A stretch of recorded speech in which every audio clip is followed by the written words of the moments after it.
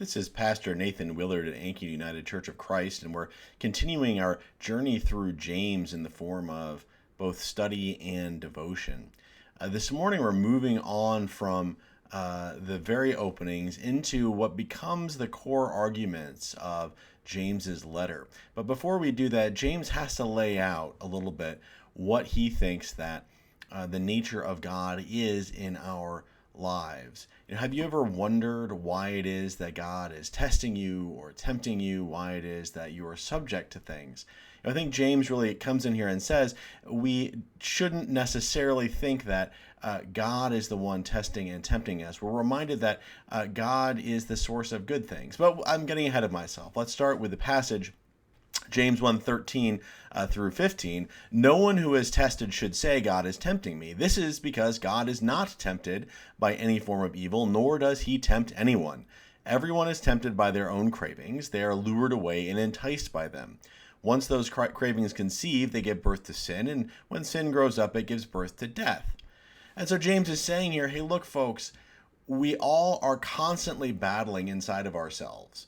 For do we want to do what it is that God wants us to do? Do we want to do those things that are good in the world? Or are we tempted by desires for wealth or power or desire to be right in an argument? Are we tempted by these things that we see as benefiting us in some way? And James already started talking about that in the last verses, where James points out that the wealth of the world will fade away in the sun.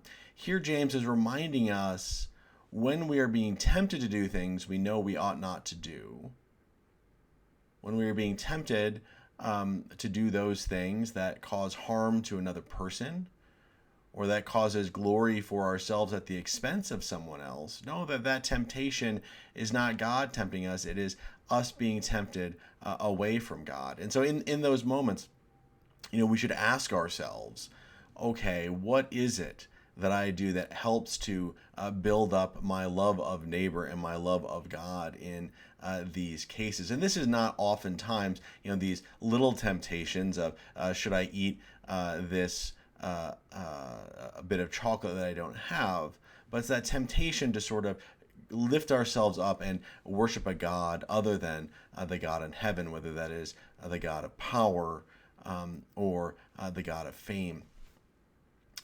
James continues, don't be misled, my dear brothers and sisters. Every good gift, every perfect gift comes from above.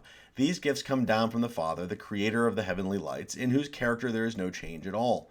He chose to give birth by his true word, and here's the result. We are like the first crop from the harvest of everything he created.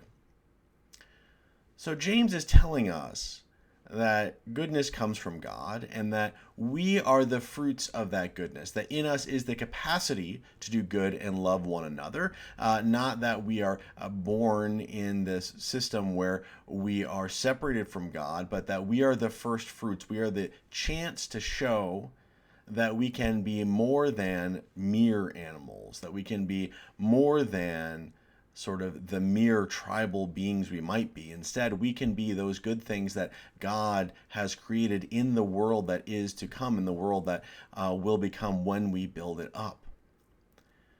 So in these days, it's really hard. Sometimes we want to see the punishment on humanity of this pandemic. We want to see, that if through the suffering we will only become stronger. And I think James's theory all along here is that yes, we have to endure things, we have to endure challenges, but let us not fool ourselves that God is putting us to the test. We are putting ourselves to the test, and God is sitting there hoping that we live up to all that God dreams for us. And so as you look around your world today, whatever it is that you are doing, wherever you are, ask that question. How can I build up my love of neighbor? How can I build up my love of God in this place so that as I go through and as I see suffering and as I see pain and I see all these things, I can do something about it? What is the thing that I can do today? I'm Pastor Nathan Willard at Ankeny United Church of Christ.